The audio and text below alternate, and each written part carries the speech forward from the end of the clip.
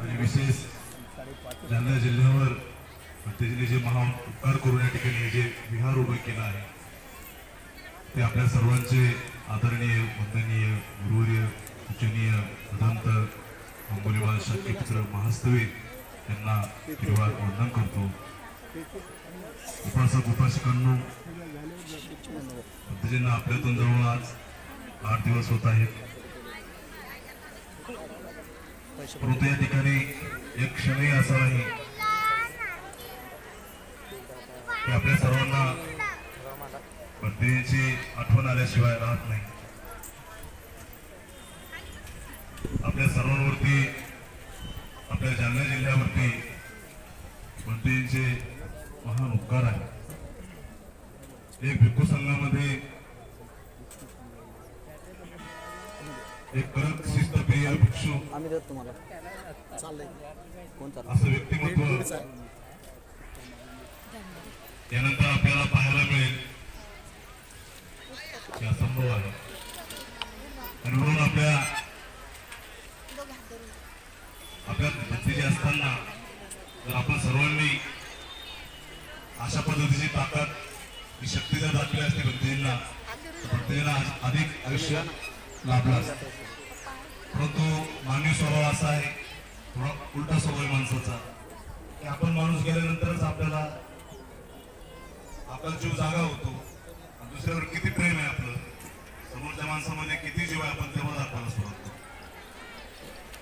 म्हणून मृत्यूच्या नंतर लाखोच्या संख्येने तुम्ही आला तरी भंतेजीवर तुमची श्रद्धा तुम्ही दाखवली, परंतु हयात असताना जर भंतेजीला तुम्ही श्रद्धा दाखवली असती तर भंतेजीला त्या ठिकाणी 100 वर्ष हे भंतेजींचे पूर्ण झाले असते। भंतेजींचं हे शतक पूर्ण झालं असतं, कारण भंतेजीसोबत मी सुद्धा त्यांच्या सोबत होतो, सेवेमध्ये होतो।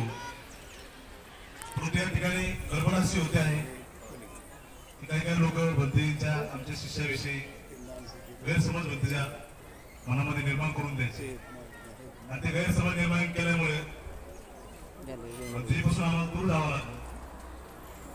ते हे खरं असं अकुशल कर्म आपण आपल्या जीवनामध्ये करीत आहात, तर अशा पद्धतीने आपल्या जीवनामध्ये कधीच चूक येणार नाही। तर ज्या ठिकाणी समाज एकत्र आहे, गुरु शिष्य एकत्र राहतात, त्या ठिकाणी आपण त्यांचं सुख पाहून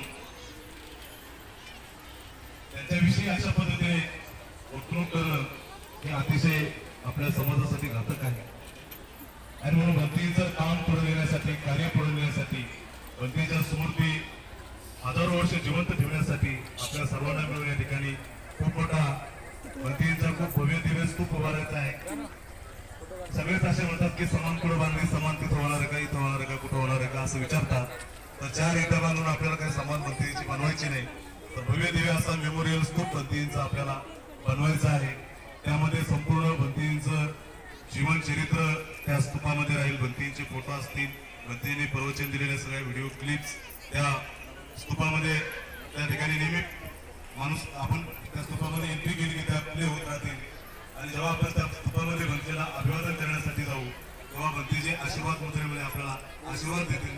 अशा पद्धतीचा भव्य दिव्य असा स्तूप आपल्याला बाजूला निर्माण करायचा आहे, कारण असे भिक्षू समाजामध्ये घडणं, समाजामध्ये निर्माण होणं आणि एवढं मोठं कार्य करणं हे अतिशय दुर्लभ आहे, अतिशय दुर्लभ बाब आहे ही।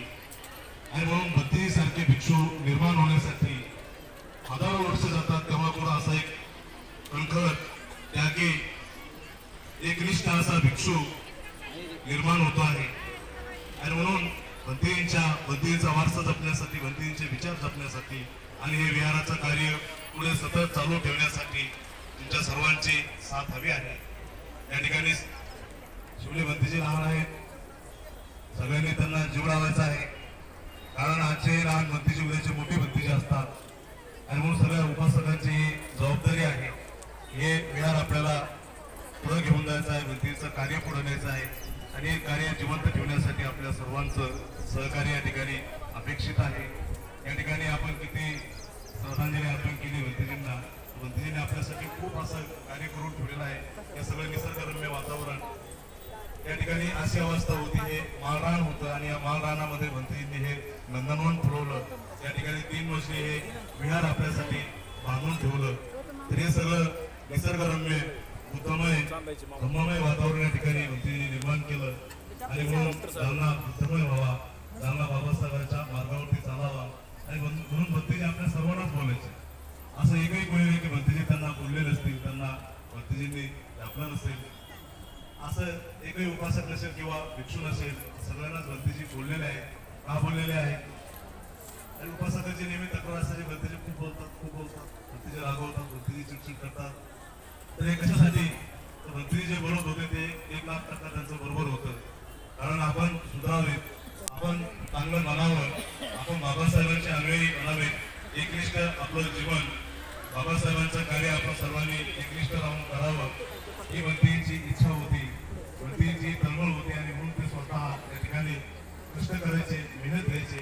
आणि त्यांचे सगळे कष्ट पाहून भंतेजींना आम्ही विचारतो, भंतेजी एवढी बरोबर कशासाठी? तेव्हा भंतेजी सांगायचे, तुम्ही मरताना बाबासाहेब आणि माता रमाईंचे उपकाराची मी गुळीच्या कणा इतकी जरी माझ्याकडून बरोबरी झाली तर मी स्वतःला खूप महान समजेन, मी खूप स्वतःला धन्य समजेन. आणि म्हणून हीच भंतेजींची तळमळ असायची. आणि म्हणून शेवटपर्यंत भंतेजी सजग होते, सतर्क होते, जागृत होते.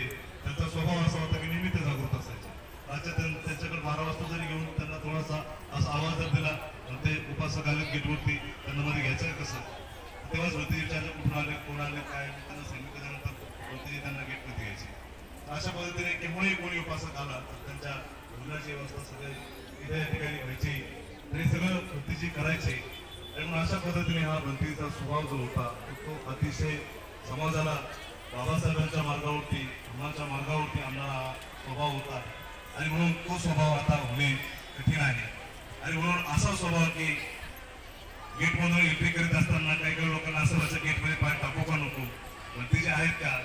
आणि भंतेला कार्यक्रमाला घेऊन जाण्यासाठी सुद्धा लोक ज्यावेळेस कोणी भंतेजीकडे यायला घाबरायचे त्यावेळेस मी भंतेजीसोबत, ज्यावेळेस सगळे घाबरायचे भंतेजीकडे यायला, तेव्हा आम्ही भंतेजीच्या हाताखाली 18 वर्ष राहिलो. एवढ्या कडक आगीमध्ये, एवढ्या कडक वाघासारख्या दरकाळी फोडणाऱ्या व्यक्तीच्या हाताखाली राहणं म्हणजे साधी गोष्ट नाही. आणि म्हणून भंतेजी प्रत्येक वेळेला किती चांगलं काम केलं तरी कधी त्यांनी प्रशंसा केली नाही. किती चांगलं काम, किती कष्ट या ठिकाणी घेतले असतील, किती चांगलं हे केलं असेल तर प्रशंसा काय केली नाही त्यांनी. तर प्रशंसा केली असती तर त्या ठिकाणी काम थांबलं असतं. आणि म्हणून ते कधीच प्रशंसा करत नव्हते.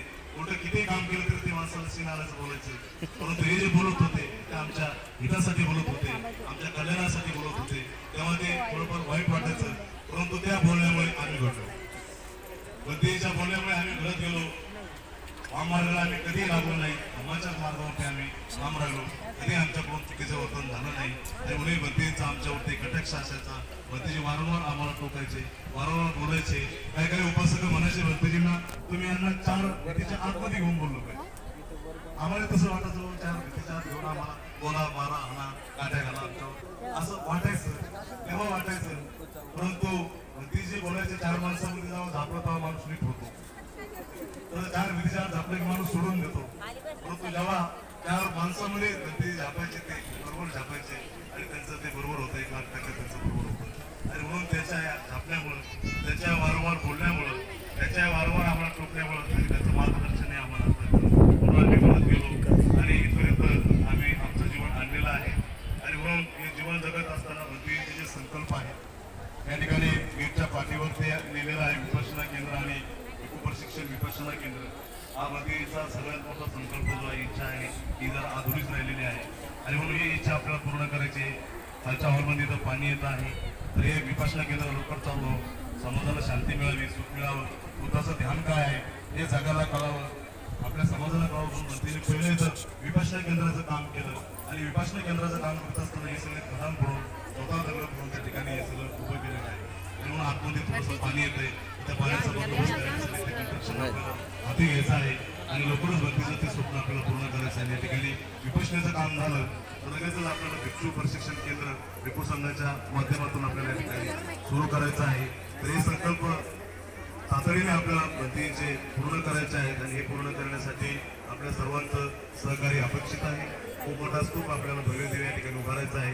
या ठिकाणी हौसले परिवार यांनी एक वेळेचं सोनं बंदीच्या असती कायम या ठिकाणी सुरक्षित राहाव्यात या ठिकाणी दर्शन घ्या बस. सोनं दान दिलेलं आहे. तुम्ही या ठिकाणी ते दान करू शकता. मोठा कलश या ठिकाणी आपल्याला बनवायचा आहे.